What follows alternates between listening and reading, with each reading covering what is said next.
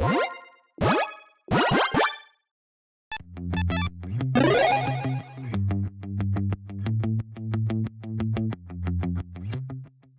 everyone, Mitch coming in for the Commander Score Studio. Welcome to the show.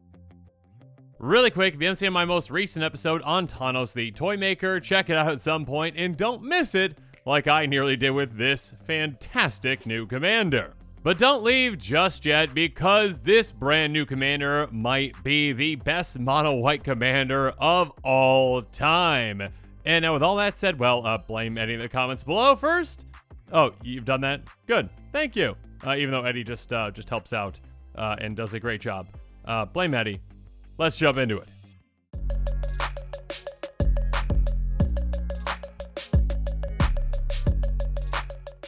So, Myrel, Shield of Argive is a brand new fantastic commander from Brothers War.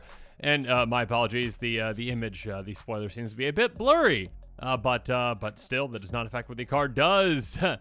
Myrel is a 3/4 human soldier that costs 3 and a white and says, during your turn, your opponents can't cast spells or activate abilities of artifacts, creatures, or enchantments.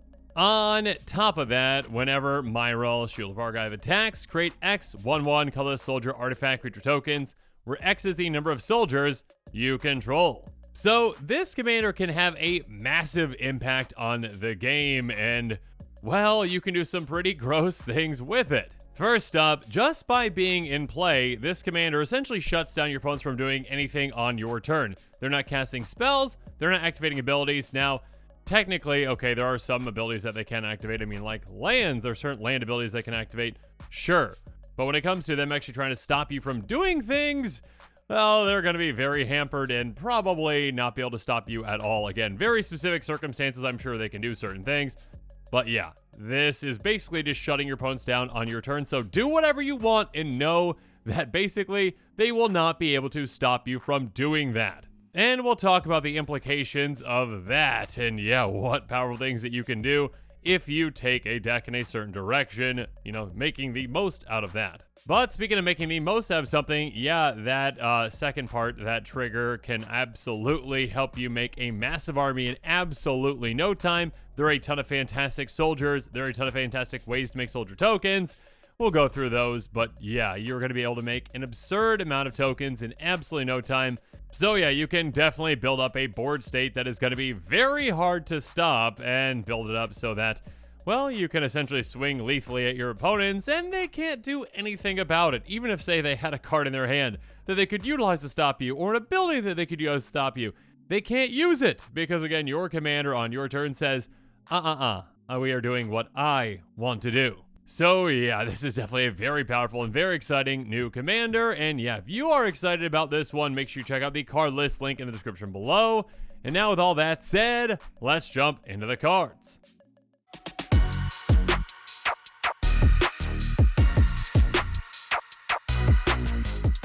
And the first thing I want to mention is that, okay, well, these cards obviously can't go in the deck because they are not within the color identity, but this new commander is very reminiscent of kind of like a combination of these two. Dragonlord Jamoka says it can't be countered, flying lifelink. Your opponents can't cast spells during your turn. So yeah, mostly that last part, essentially. Shutting down your opponents from casting spells on your turn is an incredibly powerful thing. And again, this brand new commander takes that a step further and also makes it so that they can't activate abilities of artifacts, creatures, or enchantments. And then the other side of this commander, again, that attack trigger is kind of like Krenko Mob Boss, essentially. Tap, create X 1/1 red goblin creature tokens, or X the number of goblins you control. Now, obviously, there is a difference in that, you know, yours is an attack trigger with this new commander, and that is, definitely a bit worse than this one because, well, when it comes to being able to use and abuse this and also safely use it, yeah, you don't have to go into combat to actually, you know, get that trigger. You can just tap, and yeah, there's also ways to untap this to tap it again. So this commander, you know, Krenko, is going to be able to make more goblins more quickly. But again, Krenko, that's all it does. It does not have the ability to shut down your opponents on your turn like Myrel does. So just interesting to see kind of a melding of these two. I mean, perhaps the most comparable card to this brand new commander, though, at least when it comes to that first part, though, is definitely Grand Abolisher. During your turn, your opponents can't cast spells or activate abilities of artifacts, creatures, or enchantments. So yeah, basically just that exact same first part. I mean, this is not a commander. It's obviously a 2-mana creature, low to the ground. Fantastic in those kind of hate bear decks. And yeah, I mean, I think this commander definitely is going to see some play in decks as well like those. But of course, as a commander, it can also do some incredibly powerful things.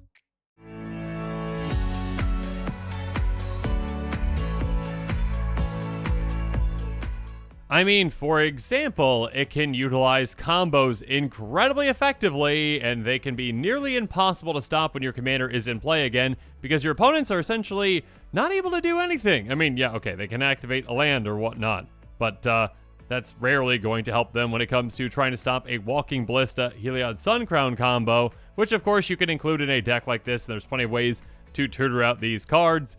So, yeah, I mean, one direction might be just combo. Utilize that first part of your commander, shutting your opponents down your turn completely to ensure that, yeah, you can just combo off and win. Walking Ballista is going to enter with X counters on it. Heliod says, basically, whenever you gain life, you get a counter creature you control. And, of course, you can give another creature you control lifelink. So, basically, give Walking Ballista lifelink, take a counter off of it, ping 1 damage to any target. You're going to gain a life. You get another counter on the Ballista. You can essentially just dish out infinite damage once you get this going. So yeah, I mean, your entire game plan can literally just be get your commander out and then get enough mana to get your combo pieces out and win. And speaking of mana and comboing, well, I mean, another combo that you can utilize that your opponents really aren't going to be able to stop if you have your commander out is going to be between Basalt Monolith and Rings of Brighthearth. Basalt Monolith says it doesn't untap during untap step, but you can tap it for 3, and by paying 3, you untap it. And then Rings of Brighthearth says, whenever you activate an ability, if it isn't a mana ability, you may pay 2. If you do, copy that ability, we choose targets for the copy. Essentially, because of that, well, you can utilize that untap ability in Basalt Monolith for cheaper than you'd be able to for that copy. So, yeah, you could essentially just generate infinite colorless mana. And yeah, there's plenty of ways to win from there. But of course, combo isn't the only direction that you can take this commander. And yeah, I bet the vast majority of players out there aren't going to take it in that direction. They're going to take it more so in, a bunch of soldiers, which also can be an incredibly powerful thing.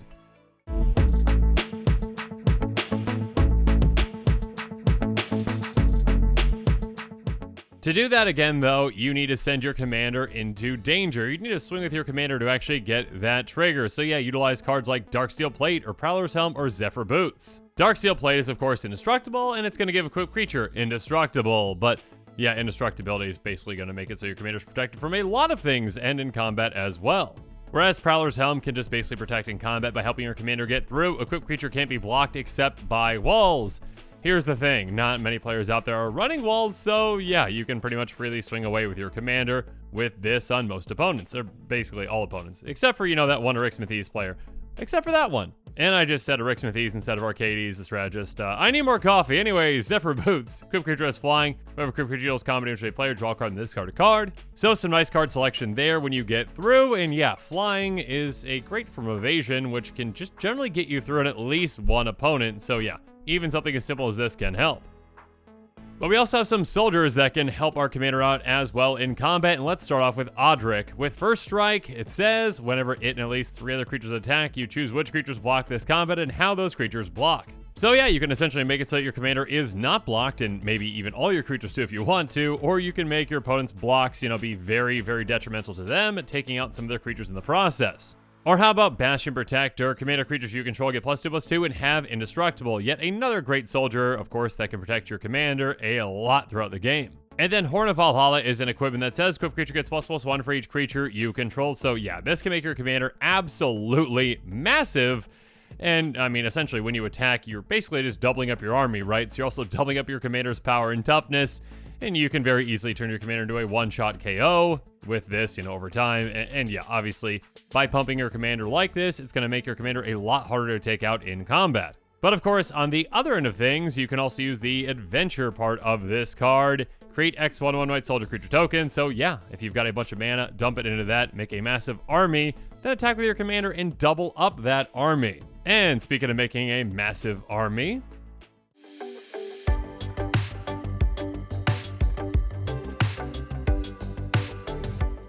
Of course, we've got plenty of great spells that can help us out. I mean, Raise the Alarm, a very simple one, but one that can be very effective. Create 2 1/1 white soldier creature tokens. Again, getting things started early and often with this commander to get our army started. By attacking, we double things quicker. So instead of starting off at just, 1 with our commander, for example, we'd start at 3, and we'd be swinging to make our army into 6, then 12, and you see where that's going. Or how about Finale of Glory, which is going to make us X/2/2 white soldier creature tokens with Vigilance, but, if X is 10 or more, sure, we can make some 4/4 angels.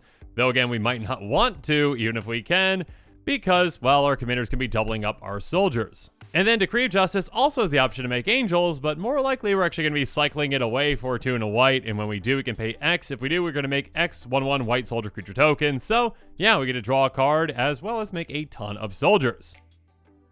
But even our opponents can help us make even more soldiers with Call the Coppercoats. It has a strive cost of 1 and a white, and it says choose any of our target opponents, create X 1/1 white human soldier creature tokens, or X the number of creatures those opponents control. So yeah, at instant speed for basically 7 mana, we can just get, a soldier for every single one of our opponent's creatures, every single creature that all 3 of our opponents have. That can be a massive army, obviously, and then when we attack with our commander, we double up our army's size. So yeah, that can be a gross play. Speaking of gross, Nomad's Assembly is incredibly gross in this deck. Put a 1/1 white soldier creature token on the battlefield for each creature you control, and it's got rebound, so we get to cast it again at the beginning of our next upkeep. So let's say we're at, 5 creatures, okay? Before we go to combat, we cast this. We make another 5. Then we attack with our commander. We go to 20. Then we go to our next upkeep, and we cast this again, and we go to 40. And, I mean, if we just attack with our commander again, we go to, 80? So, yeah, this is quite ridiculous, and you can see how things get out of control in absolutely no time with a commander like this. Speaking of out of control, how about Deploy to the Front, which says put X 1/1 white soldier creature tokens on the battlefield, or X the number of creatures on the battlefield. So, yeah, this counts every single player's creatures, including our own. But of course, there's also some enchantments that can help us out as well, like Mobilization. You can pay 2 and a white to make a soldier creature token, which obviously can really help us out when we have some extra mana lying around. And also on top of that, soldier creatures have Vigilance, so now we can freely swing away with our creatures and just keep them back for blocking too. Speaking of which, another enchantment can help us out with that with Intangible Virtue. Creature tokens you control get ++1 and have Vigilance. So yeah, basically in a lot of situations with a lot of these 1/1 soldiers, doubling up our power for our creatures is huge. And again, Vigilance, a great keyword for this deck. Also huge, yeah, if I don't mention this, I'm going to get yelled at in the comments below, because anytime there's a token effect, token doublers need to be mentioned, of course. Noid Procession. If an effect would create 1 or more tokens under your control, it creates twice the many of those tokens instead. Yeah, a great card. There's a reason it's expensive, and there's a reason why a deck like this could really utilize it.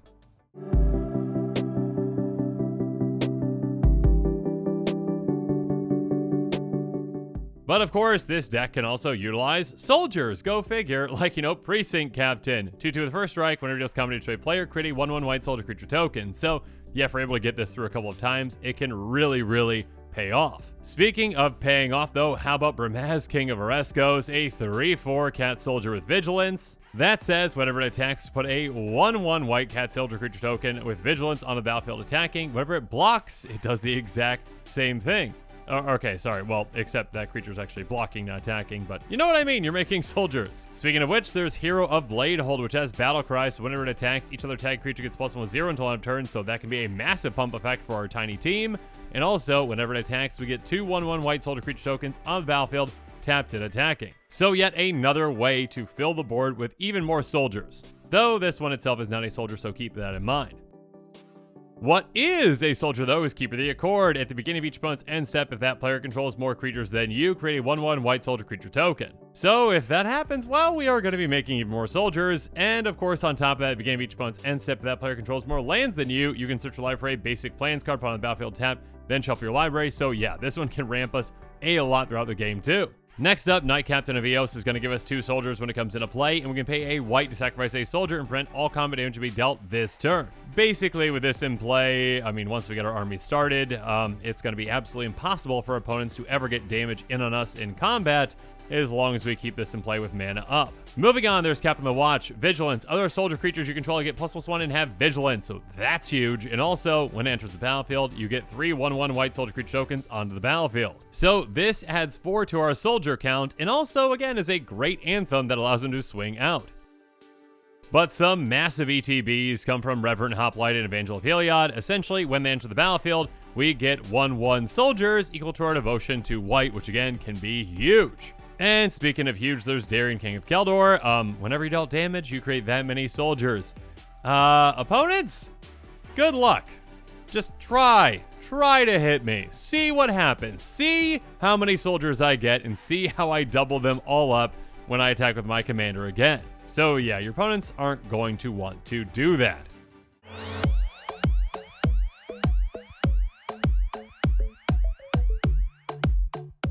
Now, of course, there are plenty of other great soldiers that don't actually make you tokens, but yeah, Mentor the Meek can help you in a different way. Whenever the creature with power 2 or less enters the battlefield under your control, you may pay 1 if you do, draw a card. There's going to be a ton of creatures entering the battlefield with power 2 or less, so yeah, have fun drawing a lot of cards with this. And yes, even Esper's Sentinel is a soldier. It has, whenever an opponent casts their first non-creature spell each turn, draw a card unless that player pays X, where X is Esper's Sentinel's power.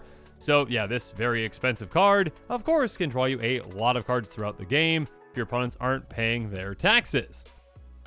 Also, if you're really leaning into, hate bears and, some more, maybe let's call mean effects, Thalia, Guardian of Thraben, and Thalia, Heretic Athar, these can definitely help you out. Yeah, they're soldiers themselves. The first Thalia says non-creature spells cost 1 more to cast, and the other Thalia says creatures and non-basic lands your opponents control enter the battlefield tapped. So each of these can really slow your opponents down. On top of, adding to your soldier count as well, which, yeah, again, the more soldiers, the better for a commander like this.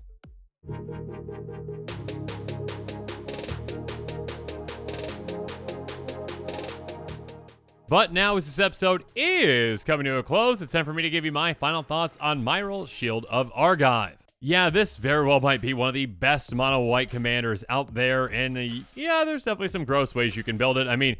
Absolutely, it can be a very powerful soldier tribal commander. Again, your opponents cannot stop you on your turn, essentially, so have fun building your army, making it incredibly massive, and taking your opponents out in combat if that's the way you want to do it. Or, again, if you want to go for more of a combo route, your opponents, again, are going to be hard-pressed to actually try to be able to stop you. They probably can't, so, yeah, just get yourself set up, get your commander out, combo off, and you win. Because unless your opponents have a land that can stop you, essentially, they're not going to be able to do it. Regardless of how you want to build it, though, make sure you check out that card list link in the description below. And, of course, stay tuned to this channel for more exciting quick takes and spoilers coming up. And with that, the show is coming to a close, so it's my turn to hear from you. So in the comments below, let me know what your thoughts on this episode are, and as always, thanks again and have a good one. This show and episodes like this one are possible thanks to viewers like you. If you're looking for an easy way to help support this show, make sure that you like, share, and subscribe. Also, hit that bell notification icon so you don't miss any new episodes. You can also go check out our playmats and other merchandise at thecommandersquarters.com. We also have a ton of brand new t-shirt designs in stock, so make sure you check out those as well. Another easy way to support this show is with our TCG player affiliate links. So whether you're buying a deck or individual cards, you can use this general link right here or one in the description. And the final way that you can support this show is by supporting us directly by becoming a patron. There are many benefits to being a patron, and I truly couldn't do this without all of their support.